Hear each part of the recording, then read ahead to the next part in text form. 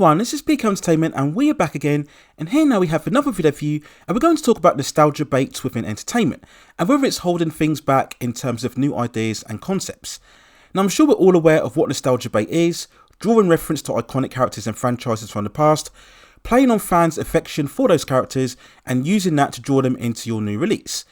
Now this isn't about whether the new releases are good or not, it's very much about an issue of manipulating the audience by rehashing old material and creating that perception that you're breaking new ground or setting a new trend when really all you're doing is just repeating on what's gone on before.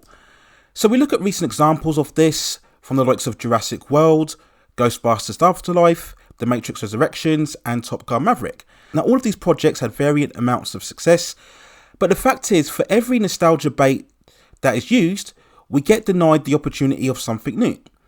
Now many will say, well, what's wrong with nostalgia bait? Or indeed fan service? As long as it makes the fans happy and they're staying true to the characters, then what harm is it doing?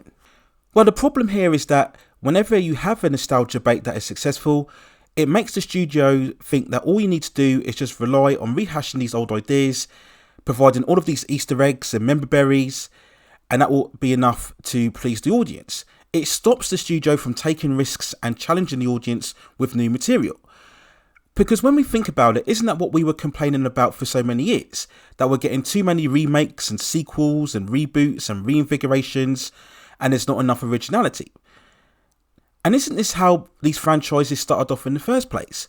When we think of all of the great movies or television series that had forged very much entertainment for the last 30 to 40 years, every one of them started from the ground level. There was some point where nobody knew what these franchises were or where these characters come from. So there was a certain risk that was taken with these ideas. Now yes, of course, from a financial standpoint, when you have a winning formula or a successful franchise, you repeat it. If something makes you money, then you continue to do it.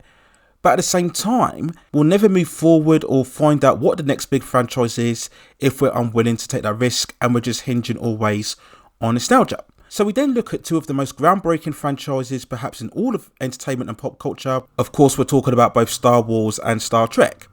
And both of these series in their recent incarnations, we've seen amongst the most blatant piece of nostalgia bait when we look at Star Wars with certain elements of the Disney Star Wars trilogy, but in particular with The Mandalorian, especially with the season 2 finale, which saw the return of a CGI Luke Skywalker. For a short while at least, it made everybody forget about all of the flaws within the Disney Star Wars trilogy, and claiming that Star Wars had yet returned back to its best and that we were now heralding a new era. We then look recently at Star Trek with the third season of Star Trek Picard, extreme amounts of nostalgia bait really for the entire season as we saw the return of the Next Generation crew, all reuniting once again as we see them arriving again on the Enterprise and sharing drinks together. And to be fair, reigniting the chemistry that established their characters so much when the series debuted way back in the late 80s and early 90s. And whilst the actors did a good job of retaining the identity of the roles that they played so well before, it once again highlighted the fact that there was a lack of originality. For all of the complaints about New Trek that it was riffing off certain iconic franchises, in terms of science fiction, why is this any better? Just having the old crew coming back again, saying the same old lines and recreating the same old scenes, how is that moving the franchise forward?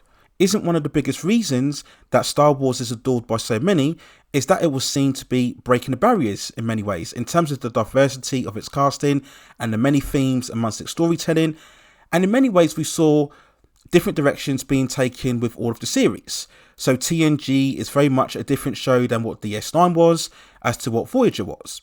And this is a way to keep the franchise fresh and progressive going forward. But what's the point of all that if we're just going to switch back and rehash old ideas and get old characters back together again? It just holds the franchise back.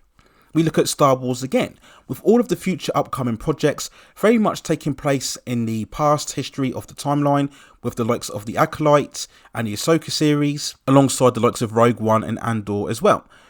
All of these ideas are just holding the franchise back and not moving it forward as to what we used to see with the original trilogy.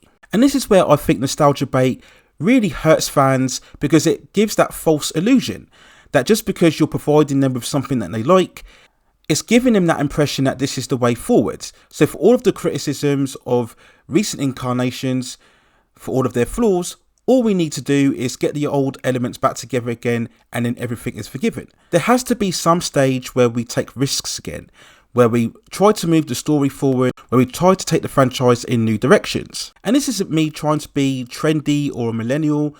I grew up very much in the era of the 80s where we saw all of these iconic franchises being born in the first place. But for all of my nostalgia feeling, I do understand that at some stage we do have to try new ideas and new concepts, because that's the way we can find out great new franchises and great new characters. Now, of course, we understand that this is a lack of creativity by the studios, but at the same time, if the audiences continue to embrace these old franchise reinterpretations, then we're never going to get anything new in the future.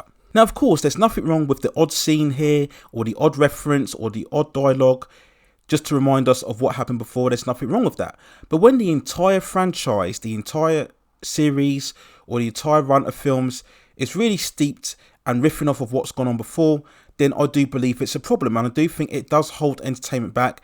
And I do think it also holds fandom back in not getting them to be far more open-minded and at least have a look and see what's going on in the future. Because if we never try and look to the future, then we'll never see the next big Star Wars or the next big Matrix or Star Trek indeed. And we'll just be going over as what happens before, and we will never move forward, fandom will never move forward, and entertainment itself will never move forward. And it's for all of those reasons why I do believe to a certain extent that nostalgia bait is bad for entertainment, and it does indeed hold both fandom and entertainment back. So those are my overall thoughts and feelings on nostalgia bait and whether it's good for entertainment or not. Let me know what you think in the comments below. Do you think it's good that we do go back and rehash these old ideas and characters, as that's what pleases fans the most? Or do you think we should be trying to challenge fans with new ideas and new characters, and not be so quick to take in all of the nostalgia bait and claim that it's something truly special and groundbreaking, when really it's just a repeat of what's gone on before? Let me know what you think in the comments, and if you have any other topics or movies or television series or issues within the pop entertainment and culture scene that you'd like to see me cover, then also let me know, and I will see if I can provide further commentary for you on those topics within the future. Please consider hitting like the subscription and notification buttons so I can provide you with more high quality content like this in the future. But that's it for now. Take care of yourselves, and I will see you very, very soon.